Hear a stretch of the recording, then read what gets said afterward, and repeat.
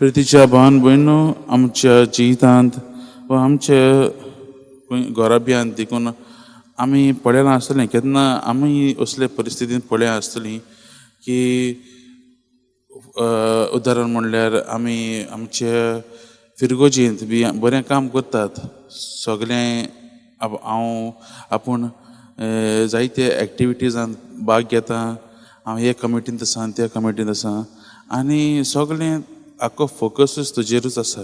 म्हणजे तूं सगळें काम बरे भशेन करता आनी बरें करता म्हूण लोक तुजे जायते उलयतात. तेच परी आमच्या कामांनी देखून न्हू तुका घोडी बरो प्रमोशन मेळ्ळलो आसा आनी तूं बरें काम करता म्हूण सगळीं जाणात. तूं एक हे म्हयन्याचो बरो वर्कर म्हूण तुका हांवें नेमलेलो आसा आनी अकस्मात मोगाच्या भावन भयणो ह्या परिस्थितीन आनीक कोण येता आनी ताचें नांव वाडोवंक लागता. आनी आमचे भितर केन्ना केन्ना तो झेलसी तो राग भितर सरता आनी आमी त्या मनशाक सकला घालूंक सोदतात. हीच परिस्थिती मोगाच्या भावन भयणो आयच्या आमी ह्या वाचपांत पळयल्या. ह्या दिसांनी आमी पळयत आसात हे फारीझे ते जेजू लागीं भासाभास करतात. आनी आयज मोगाच्या भावन भयणो आमी पळयता आयज हो निमाणो दीस. फाल्यां सावन आमी हे पवित्र सातोड्यांत भितर सरतले. जेजूच्या कश्टांचो आयतार आमी पाडटले आनी जेजूची कश्टांची वाट आमी चलून वयतले. आनी आयज आमी पळयलां की हो परम याज्ञीक आनी हे फारीझे ते निर्णय घेताय जेजूक जिवेशी मारूंक. मोगाच्या भावन भयणो जेजू जेजू जेजू सगळे कडेन सगळे लोक ताचे जेजूचेर भार धरीत वचूंक लागलो. जेजूचेर ती विश्वास दवरूंक लागलीं आनी हे भाशेन जेजूचें नांव वाडत वतालें. आनी हें पळोवन मोगाच्या भावन भयणो हे फारीझे आनी परम याज्ञीक तांचेर जिविताचेर तांकां एक भिरांत कशी आयली की तांचें नांव आतां देंवतलें म्हणून. आनी मोगाच्या भावन ह्या दिसांनी पळयलां जेजू भासाभास करीत आसा. तांकां सांगता की तो जावन आसा खरो देवाचो पूत आनी ते ताका मानूंक तांच्यानी जायना. आनी मोगाच्या भावन आयचें हें वाचप जें आमी वाचलां ताच्या पयल्या वडींनी आमी वाचप जाल्यार आमकां ती मिलाग जेजूची मिलाग दिसून येता. खंयची जेजू लाजाराक मरणांतलो जिवंत करता ती. आनी ती जावन आसा जेजूची व्हडली मिलाग. कित्याक जेजू तातूंतल्यान दाखोवंक सोदतालो, ती लास्ट मिलाग दाखोवंक सोदतालो की हातूंतल्यान घडये तांची मनां बदलूंक, तांची काळजां बदलूंक. आनी आज आमी पळयता शिवर्तमानाचे पयलींच वडींनी थोडीं जाण जेजूचेर विश्वास दवरतात आनी थोडीं जाण वचोन फारिझेवांक जेजून कितें केल्लें तें सांगतात.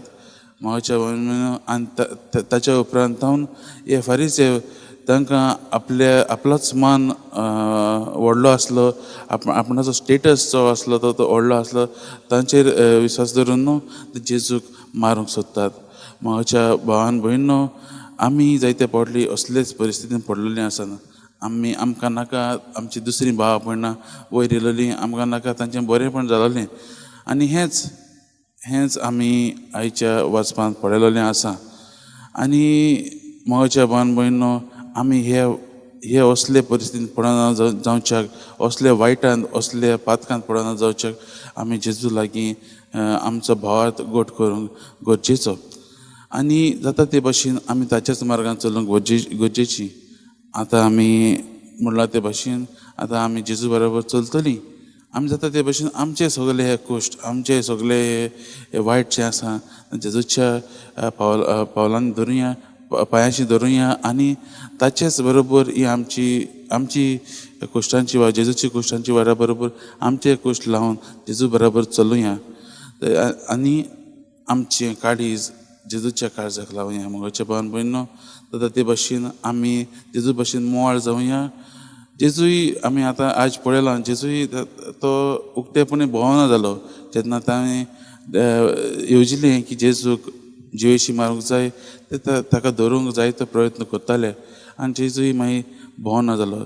तो जाणा ताका रोखडेंच मेळटलें म्हूण आनी तो बापाची कशी करूंक म्हूण तो आतां फाल्यांसून आमी तो भितर सरतलो जेरुसलेम आनी आमी फाल्यां पळयतलीं ती. आमी आमचे काळीज तयार करुया जेजूच्या कुश्टान मरणान वांटो घेवंक आनी तेच परीन आमी ताच्या पुनर्जीवनपणाक तयार जावंक आमची काळजां तयार करुया. जाता ते भाशेन आमी जेजू लागीं हीच कृपा मागुया. कसली आमकां एक काल्तिकायाची कृपा जेन्ना आमच्या जिवितांत हे कोश्ट येतात, हे संकश्ट येतात, ते आमी फुडो करूंक जेजून जशें कसो फुडो केलो तेच भाशेन आमी करूंक आमकां बळ आनी शक्ती दी म्हूण. आमी तर मोगाच्या भावान भयण हे कोश्टांक फुडो करिनात जाल्यार हे कोश्ट नासतना हें पुनर्जीवनपण आसोच ना. आमी हे कोश्टांतल्यान वचोंकूच जाय. जसो आमचो सडवणदार तो कोश्टांतल्यान गेलो आनी ताचेच फाटल्यान कोश्ट मरणांतल्यान ताचेच फाटल्यान ताका पुनर्जीवनपण तो पुनर्जीवन जालो. तेच परीन आमी तरी आमच्या जिवितांत पुनर्जीवनपण जातलीं जाल्यार अणभवतलीं जाल्यार आमी त्या कोश्टांतल्यान वचोंक गरजेचें. तर हीच कृपा आमी मागुया ही भिरांती फुडो करूंक आनी घोटायेन आनी शक्तीन फुडो करूंक देवाचो आदार आनी बळ आमी मागुया.